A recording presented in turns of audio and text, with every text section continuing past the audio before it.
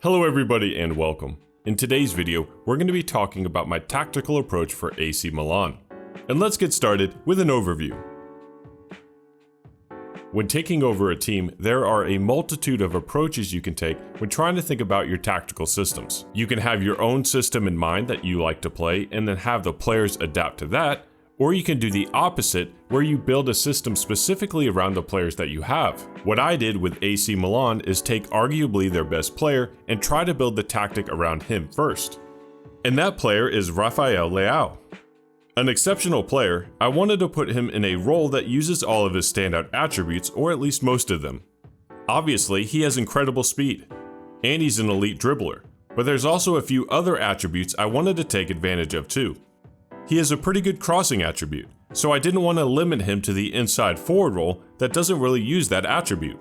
And the normal winger role doesn't take advantage of his good vision. Ultimately, what I decided on was the inverted winger on attack. It's a player role and duty that takes advantage of nearly everything he's good at. In particular, I love how he uses his flair attribute. And because he's natural in that advanced left midfield position, I used him there.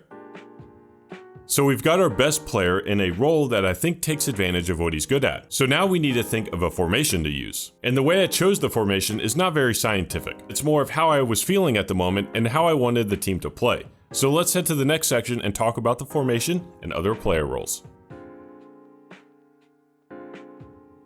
What I settled on was the 4-2-4.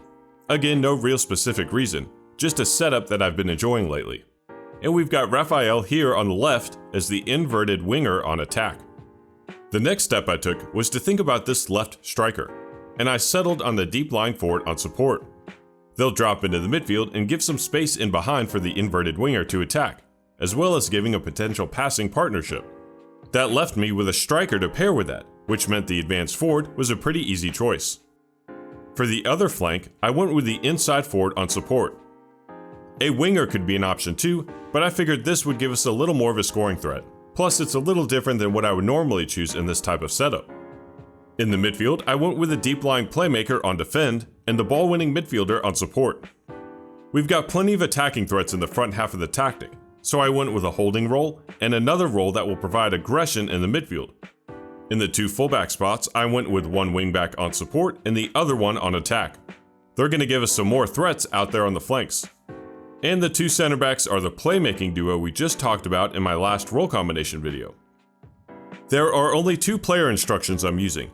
The first is the inverted winger, and he has stay narrow. And the other is the wingback, who has stay wider. These instructions are just to help them stay out of each other's way, since even the inverted winger can sit towards the sideline where the wingback likes to play.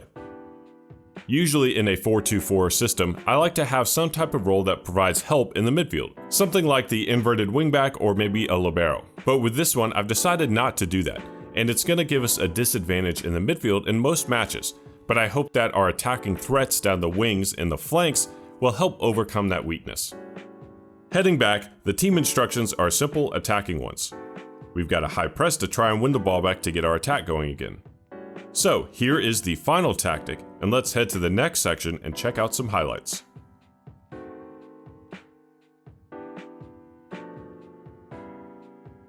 We'll start the highlights with the opponent on the ball in their half, but they're attacking on the counter.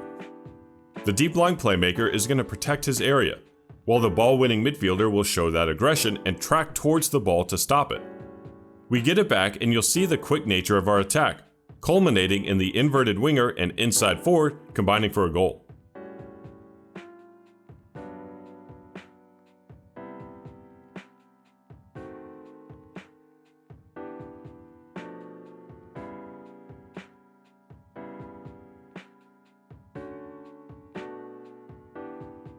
In this one, the ball-winning midfielder has the ball in our defensive midfield. What we're going to watch for is the inverted winger on attack, who again has sit narrow as a player instruction, and then the wingback on support, and how these two roles affect this defender here. Sometimes these defenders can be caught in no man's land and they're not really sure who to mark because of our positioning. However, we're not able to take advantage of this overlap, and eventually we have the ball here in the attacking midfield. Here's the deep-lying playmaker in a perfect spot to pick out a pass. And the playmaker has multiple options up front, not to mention the wingback out wide. If you're the defense, it's hard to track all of these players at once. This is the benefit of trading that extra supporting midfield role for some more advanced ones.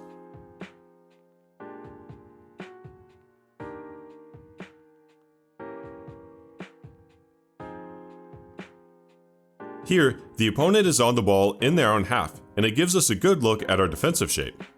Remember, again, we don't really have that midfield presence, but we trade that for coverage over the entire field.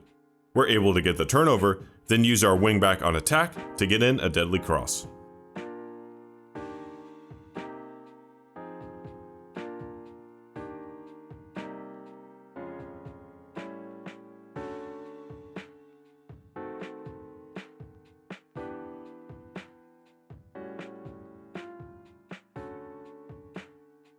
Our last clip, we're flipping directions, with our goalie on the ball now.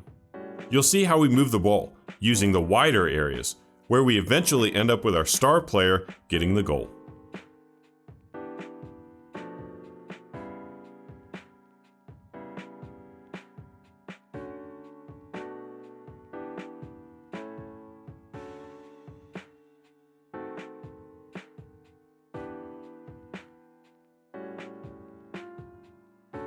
So far this season, the tactic has been going well, giving us some nice scoring results while still having a staunch defensive record. With Leao, he's off to an absolutely torrid start. In 7 league matches, he's got 7 goals and 5 assists, so safe to say he's been enjoying his new role. Speaking of player roles, if you'd like any player role shirts or maybe a digital FM planner, you can check out the Half Space Apparel online store. I've also got a Patreon account if you'd like to support the channel. Anyway, that's all for today's video. I hope you enjoyed. Thank you for watching.